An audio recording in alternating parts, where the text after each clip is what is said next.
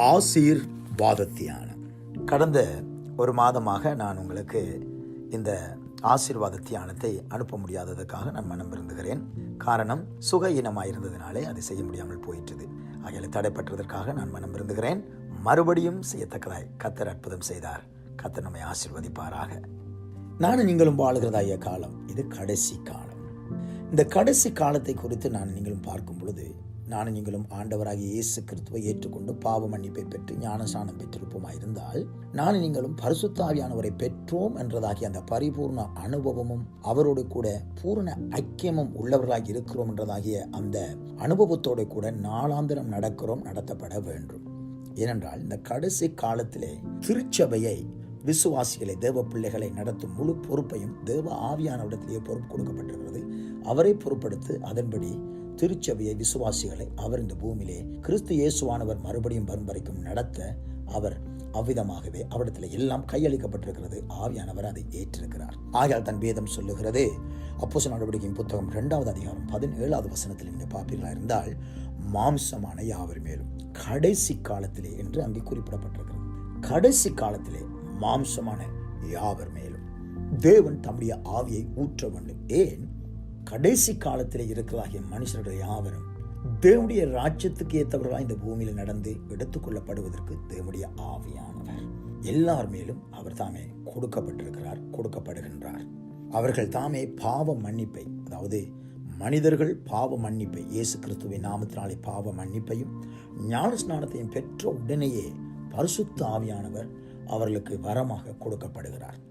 ஆகையால் தான் இயேசு கிறிஸ்து சொல்லுகிறார், என்றைக்கும், யோவானின் புத்தகம் 14வது அதிகாரம் 16வது வசனம் சொல்லுகிறது, என்றென்றைக்கும் உங்களோட கூட இருக்கும்படிக்காக சத்திய ஆவியானவரை பிதாவானவர் எனக்கும் உங்களுக்கும் தந்தருளுகிறவராய் இருக்கிறார். ஏனென்றால் அதே அதிகாரம் யோவான் 14:26 சொல்லுகிறது, அவரை உங்களுக்கு சகல சத்தியத்தையும் போதித்து உங்களை சத்தியத்துக்குள்ளே நடத்துகிறவராய் இருக்கும்படிக்கு அவரிடத்திலே பொறுப்பு கொடுக்கப்பட்டிருக்கிறபடினாலே அவரை உங்களுக்கு தந்தருளுவார். அவரை உங்களை இந்த பூமியிலே நடத்துவார். ஆகையால் தான் இங்கே வெளிப்பாடலின் புத்தகத்திலே பார்க்கும் பொழுது அதான் கடைசி புத்தகம். அதிலே தேவனுடைய ஆவியானவரை சபைக்கு கற்றுக் கொடுக்கிறவர். தேவனுடைய ஆவியானுடைய சத்தத்தை கேட்கும்படிக்கு எல்லாருடைய காதுகளும் காது உள்ளவன் தேவனுடைய ஆவியானவர் சபைக்கு சொல்லுகிறதை அவன் கேட்க வேண்டும் என்று எழுதப்பட்டிருக்கிறது. அப்படியானால் ஒவ்வொரு விசுவாசிகளும், இந்த உலகத்திலே மறுபடியும் பிறந்து ரட்சிக்கப்பட்டு சபையில் உள்ள ஒவ்வொரு விசுவாசிகளும் எந்த நேரமும் அவருடைய காதுகள், ஆவிக்குரிய காதுகள் தேவனுடைய ஆவியானுடைய சத்தத்துக்கு ஏதுவாக, தேவனுடைய ஆவியானுடைய சத்தத்தை கேட்கும்படிக்கு எப்போதும் அதற்காக ஆயத்தமாய் இருக்க வேண்டும்.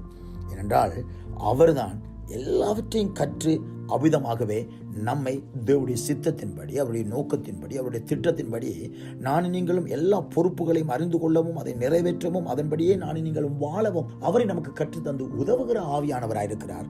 ஆகியாலே நாங்கள் விழிப்புள்ளவர்களாக இருக்க வேண்டும். எனவே இந்த வரப்போறதாகிய நாட்களிலே தேவனுடைய ஆவியானவரை குறித்து நானும் நீங்களும் அநேக காரியங்கள் கற்றுக்கொள்ள போகிறோம். தேவனுடைய ஆவியானுடைய செயலாற்றல், அதாவது ஆதியிலே சிருஷ்டிப்புக்கும் அவ்விதமாகவே தேவனுடைய ஆவியானுடைய வெளிப்பாடல்களுக்கும் அவ்விதமாய் பரிசுத்த ஆவியானவர் எவ்விதமாய் செயலாற்றுகிறார், வெளிப்பாடல்களை எப்படி கொண்டு வருகிறார், சிருஷ்டிப்பிலே அவர் எப்படியாய் செயல்பட்டார் என்றதாகிய காரியங்களை இந்த வரப்போறதாகிய நாட்களில் கற்றுக்கொள்ள போகிறோம். அது மட்டும் இல்லாமல் பரிசுத்த ஆவியானவருக்கும் இயேசுவுக்கும், ஆண்டவராகிய இயேசு கிறிஸ்துவுக்கும் பரிசுத்த ஆவியானவருக்கும் உள்ளதாகிய ஐக்கியம் என்ன, அது மட்டும் இல்லாமல் இன்றைக்கு சபையோடு கூட அவ்விதமாய் பரிசுத்த ஆவியானவர் வைத்திருக்கிறதாகிய ஐக்கியம் என்ன, அத்தோடு கூட தனிப்பட்ட விசுவாசிகளாகிய நானும் நீங்களும், எனக்கும் உங்களுக்கும் பரிசுத்த ஆவியானவருக்கும் இடையில இருக்கிறதாகிய ஐக்கியம் என்ன, அது மட்டும் இல்லாமல் இந்த உலகத்திலே இருக்கிறதாகிய மனுஷர்களுக்கும் பரிசுத்த ஆவியானவருக்கும் இடையில இருக்கிறதாகிய ஐக்கியம் என்ன என்கிறதாகிய இந்த காரியங்களை குறித்து பரிசுத்த ஆவியானுடைய செயலாற்றல் எப்படியா இருக்கிறது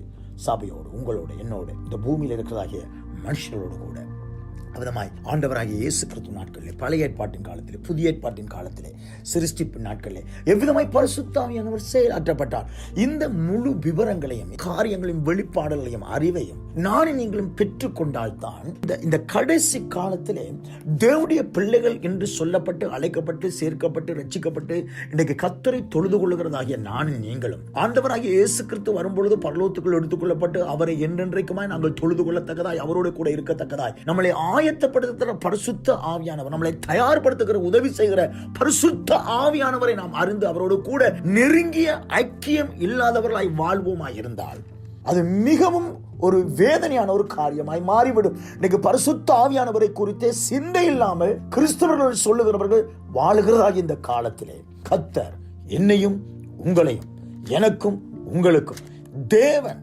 அவருடைய தன்மை பரிசுத்த ஆவியானவர் யார் என்பதை அவர் நமக்கு தெளிவாய் கற்றுத்தந்து அந்த அறிவை உணர்த்தி ஐக்கியத்தை உண்டாக்கி நானும் நீங்களும் கனி உள்ளவர்கள், பிரயோஜனம் உள்ளவர்களாய் இந்த பூமியில வாழத்தக்கதா இந்த வருநாட்களில் கர்த்தர் நமக்கு கற்றுத் தருவாராக. அவருடைய நாமம் மகிமைப்படுவதாக.